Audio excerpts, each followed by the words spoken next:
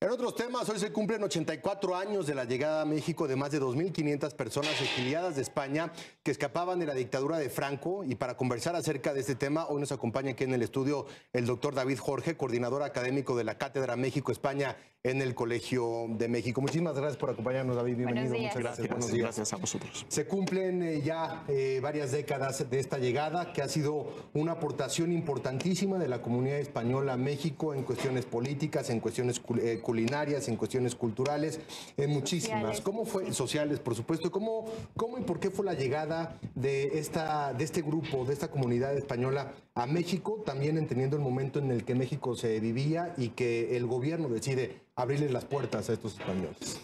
Bueno, esta es la pregunta por la que hay que empezar, ¿no? ¿Qué es lo que origina la llegada del exilio español a México? Y es el apoyo que da el México de Lázaro Cárdenas a la República Española durante la guerra que empieza en 1936 en España. Hay un apoyo de México en materia, digamos, en términos de apoyo material, suministro de armamento directo y a través de terceros países. Hay un apoyo diplomático firmemente pegado al derecho internacional de la época, que se basaba en el Pacto de la Sociedad de Naciones, y es un apoyo legal y moralmente impecable, digamos, y valiente al mismo tiempo porque aislaba a México en la escena internacional en un momento en que las democracias apostaban por la no intervención en España. Y después está un apoyo humanitario que se inicia ya desde finales de 1936. En realidad, las primeras iniciativas para acoger científicos, académicos españoles en México, inicialmente de forma temporal, y también después llegará una expedición de niños, los famosos niños de Morelia, ¿no? Esos son los antecedentes del exilio, que ya en términos masivos llega a 1939. 2.500 exiliados que llegaron a México, ¿y en qué términos, a dónde llegan, en dónde se emplean, cómo se van mezclando también con la sociedad mexicana? Es un exilio muy heterogéneo. Se recuerda fundamentalmente pues, a aquellos representantes de mayor relevancia pública, intelectuales, profesores universitarios, artistas, pero en realidad también hay obreros, campesinos, clases medias urbanas, pequeños comerciantes. Es un exilio muy heterogéneo. Esencialmente se concentra en la Ciudad de México.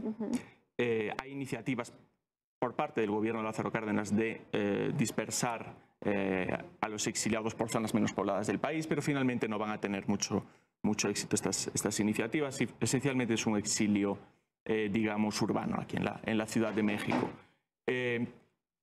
En cuanto a las ocupaciones, como digo, son muy heterogéneas, y también lo que es interesante es que es un exilio heterogéneo en términos político-ideológicos, ¿no?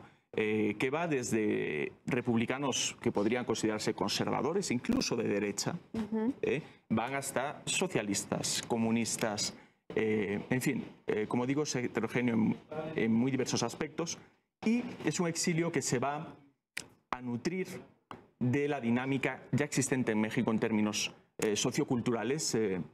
México estaba en un periodo de efervescencia cultural muy fuerte, artística, y los exiliados, buena parte de los exiliados, van a fusionarse con esa realidad ya preexistente en México, y va a haber una retroalimentación continua. Es decir, se utiliza mucho el término de transterrados para hablar de los exiliados españoles en México, y efectivamente es un exilio muy diferenciado del que tiene lugar en otros lugares, como Francia, como la Unión Soviética. Y en ese sentido, ¿cómo puede ser diferente? Y hay recientemente un debate respecto al mestizaje, respecto a la conquista, incluso las disculpas que pidió el gobierno mexicano a la corona española respecto a esa conquista, pero obviamente muchísimos años después y en la época moderna, al haber llegado en los años 30 y 40, de pronto son países hermanos y de pronto hay una familiaridad también, ¿no?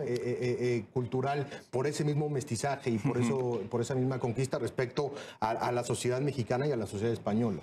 Sí, absolutamente. Y esa llegada del exilio se inserta en una trayectoria bilateral de largo recorrido, naturalmente.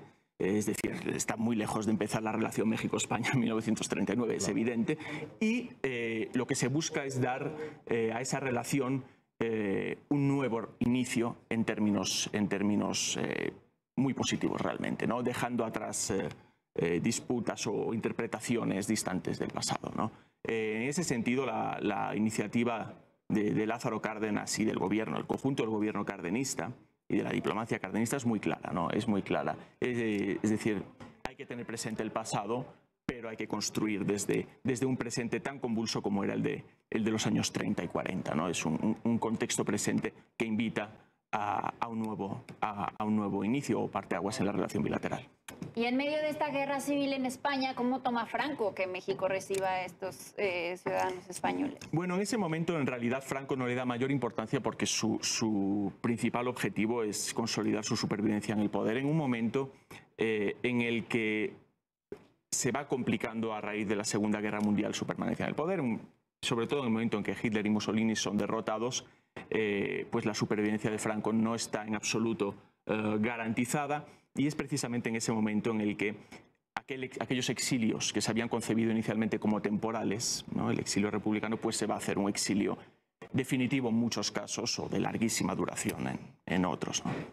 Muy interesante, David, un reconocimiento también en este aniversario a la comunidad española, las aportaciones de la comunidad española y a esta mezcla que también ha generado que muchas de esas familias ya están en segunda o tercera o incluso cuarta generación mexicanos, pero con esa historia y con ese pasado y con ese contexto español que hace tan rico este país. Muchísimas gracias, David, te agradecemos mucho. Gracias, David. Gracias, muchas gracias.